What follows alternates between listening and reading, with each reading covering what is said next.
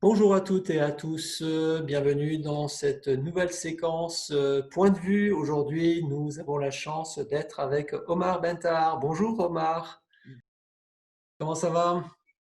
Bonjour, Super, merci très d'être bien, avec merci. nous. Vous êtes maître de conférence en sciences de gestion au sein de l'Université de Lorraine, rattaché à l'IAEMS School of Management. Vous êtes un spécialiste des questions de supply chain, de management de projet, de management d'innovation. On va en parler dans quelques instants. Vous êtes aussi membre du laboratoire de recherche, le CEREFIGE, le Centre européen de recherche en économie financière et en gestion des entreprises. Peut-être un premier éclairage sur la dimension et le périmètre de vos travaux, parce que j'ai dit beaucoup de choses entre supply chain, management de l'innovation, etc. Est-ce que vous pouvez nous préciser un petit peu sur quoi vous travaillez, cher monsieur? Oui, en fait, mes recherches sont à l'intersection des spécialités de la logistique supply chain et management de projet. Et en fait, je centre mes recherches sur les projets innovants et complexes dans les projets qui sont au service Comment de est-ce la qu'on peut supply chain. qualifier l'innovation dans ce domaine-là? Elle passe forcément par des éléments d'ordre numérique. C'est quoi l'innovation dans votre spécialité? L'innovation dans votre spécialité. L'innovation dans le domaine de la supply chain, elle est non seulement technologique, mais elle est aussi managériale et organisationnelle. Donc, la combinaison des deux est importante pour atteindre des performances élevées parce que l'innovation technologique ne suffit pas à elle-même pour atteindre une efficacité au sein des organisations. Même à nous décrire peut-être plus spécifiquement sur l'utilisation du digital.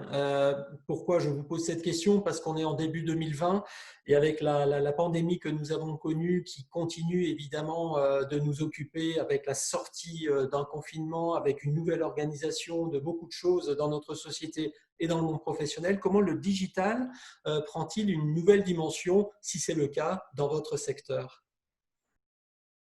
Dans le secteur de la supply chain de la santé, ce qu'on remarque, c'est que c'est un secteur stratégique pour le pays et la logistique est très importante et la crise l'a démontré. Souvent négligée et souvent limitée à une conception opérationnelle, elle devient aujourd'hui primordiale et stratégique pour notre système. Et donc, pour pouvoir améliorer cette logistique, il est important de mettre en place des projets digitaux. Donc, Mhm. ce n'est pas la solution à tout, mais c'est l'une des solutions pour améliorer cette logistique de la santé. Et il y a déjà les projets digitaux classiques tels que les ERP et les EDI. Donc, ce sont des systèmes qui permettent d'intégrer la supply chain pour mieux servir le patient et pour mieux servir le personnel soignant. Mais il y a aussi cette nouvelle vague de digitalisation, les nouvelles technologies avancées et innovantes comme le big data, l'intelligence artificielle, les véhicules autoguidés et aussi on peut évoquer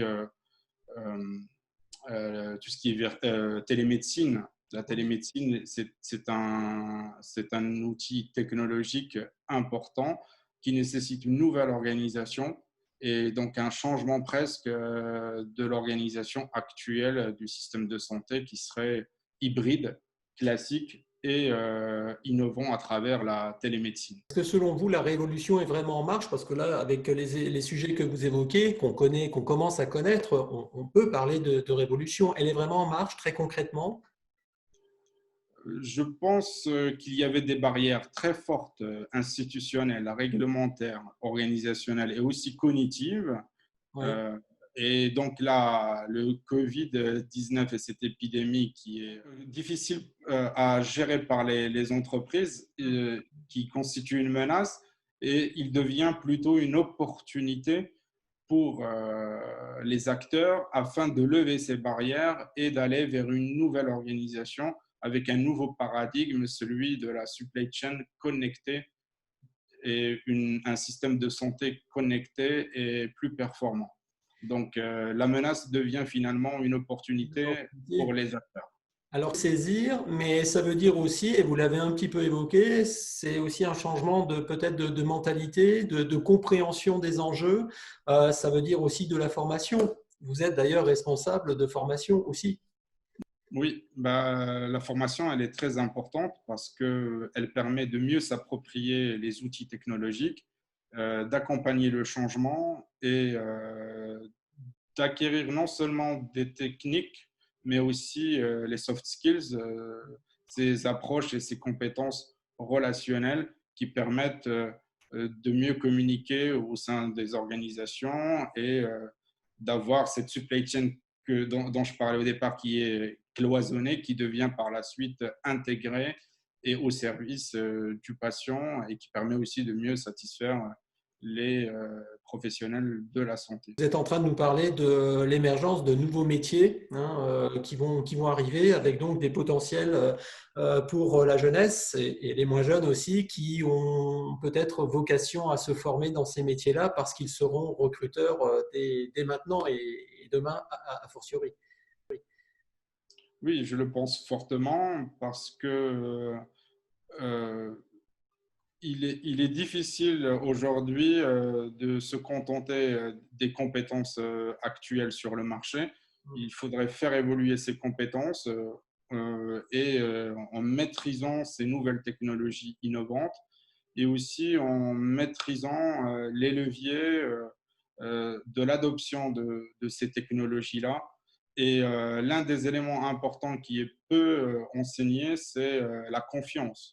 La confiance est un concept très important dans les organisations. Il faudrait une confiance entre le top management, les salariés et aussi les différentes parties prenantes pour pouvoir mettre en place ces projets digitaux parce qu'il y a un bénéfice derrière. Il ne s'agit pas seulement de faire des économies ou de réduire des coûts, mais il y a aussi une amélioration sociale à travers ces projets et aussi une amélioration concernant l'environnement. Donc, il y a un impact aussi environnemental important à travers ces projets digitaux. Donc, ce qui serait très important, c'est de pouvoir concilier ces trois dimensions économiques, sociales et environnementales et éviter cette résistance au changement. Mais il faudrait aussi une certaine confiance, il faudrait montrer ses bénéfices aux différents acteurs pour pouvoir réussir ces projets On digitaux. va retenir le mot confiance de votre témoignage. D'un mot pour conclure très très rapidement, qu'est-ce que je vous souhaite pour les semaines et les mois qui viennent, Omar Bentar? Ben, que nos étudiants puissent réussir et pouvoir mener à bien leur projet de fin d'études parce que c'est compliqué dans ces temps de crise. Et donc, j'espère que la souplesse qu'on a pu apporter leur permettrait de finir cette année dans de bonnes conditions. Et Et je suis sûr que ce sera le cas grâce aussi à votre accompagnement puisque vous êtes responsable de master et donc vous suivez au quotidien ces étudiants pour qu'ils puissent réussir. Merci beaucoup Omar Bentar pour votre témoignage. On vous merci retrouvera dans beaucoup. d'autres séquences bien sûr pour approfondir encore ces questions qui sont stratégiques, on l'a bien compris. On se retrouve quant à nous pour une prochaine séquence Point de vue. Merci, portez-vous bien, à bientôt. Au revoir. Merci. Au revoir. Merci. Au revoir.